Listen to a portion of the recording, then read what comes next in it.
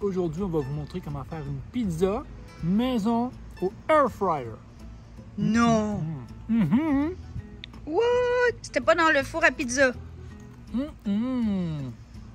Première étape, je préchauffe mon air fryer à la température maximale pour 5 minutes.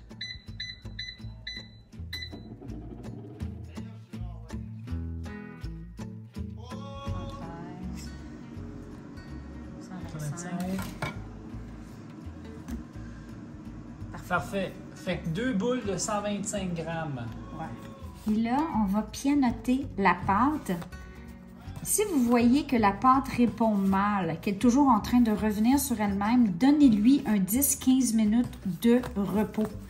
Et normalement, une pâte qui a bien tempéré, donc celle-ci, je l'ai sortie carrément du congélateur et elle est restée 2 heures au moins sur le comptoir et il fait chaud aujourd'hui. Mais il ne faut pas la laisser trop tempérer, sinon elle va se mettre à déchirer, ce qui est vraiment pas bon pour une pizza maison. Idéalement, on n'utilise pas un rouleau à pâtisserie, quoique certains le font, parce que ça détruit comme les bulles naturelles. On peut utiliser nos jointures aussi comme ça, délicatement. C'est sûr que là, on est dans de la petite pizza, c'est plus difficile à travailler que de la grande, ironiquement. Vous voyez ce que je fais?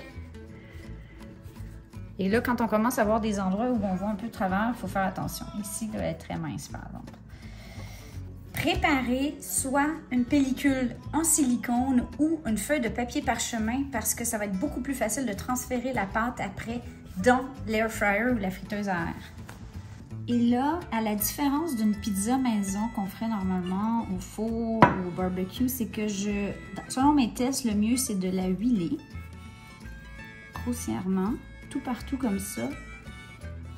Et la partie huilée s'en va en bas sur notre pellicule. OK?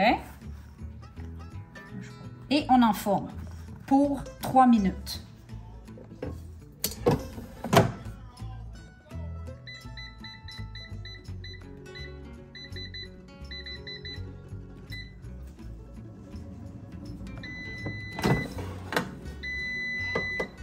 Ouh.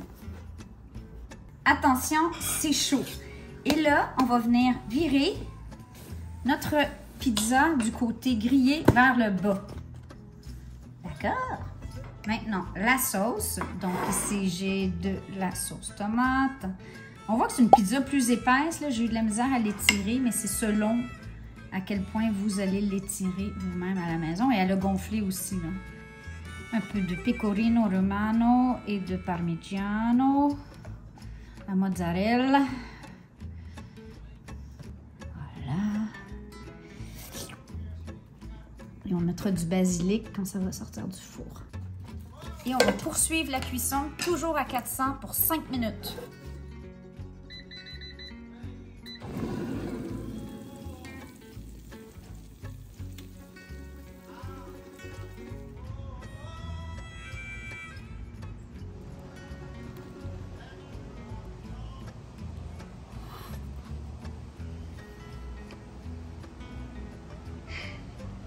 Pourquoi t'en as mis 2, une paire de slums?